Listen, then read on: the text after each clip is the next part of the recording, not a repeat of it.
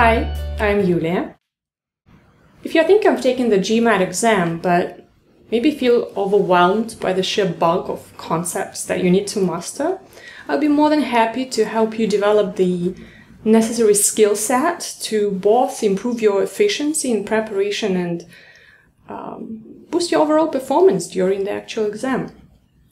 Here's a quick overview of what you might expect from the lessons and how you can benefit from the course.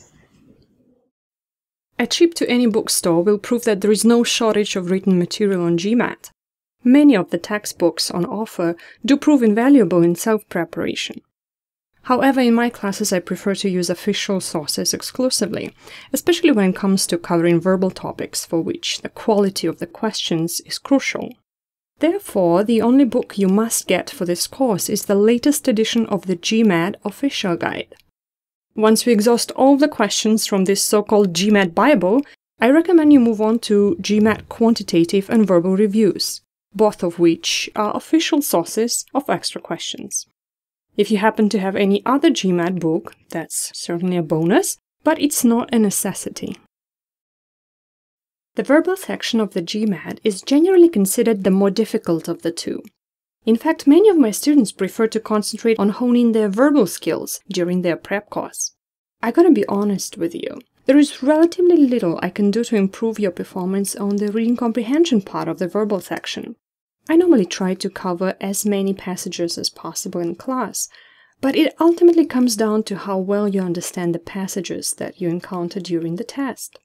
Therefore, more emphasis is placed on preparing for the sentence correction and critical reasoning question types. For these two categories, we try to outline a set of rules that can be further applied in a variety of situations, such that no question seems odd or unfamiliar during the test.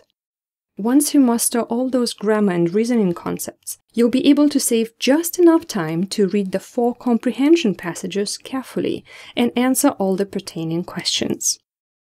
As for the GMAT Math, we will cover all the topics that might be tested. But from my experience, the areas that people can relate to, such as rates, percents, and averages, are the easiest to brush up, however rusty they appear to be at first glance.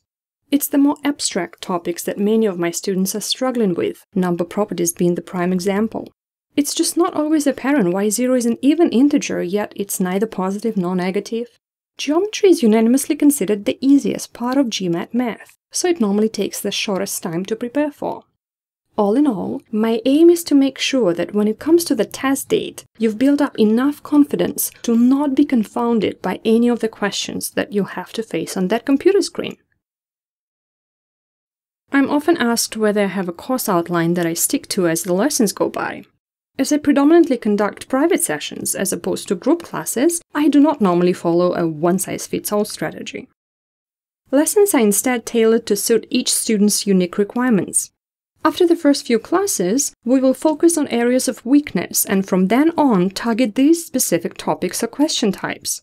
That way, each lesson is customized to ensure that students' time and efforts are spent as efficiently as possible.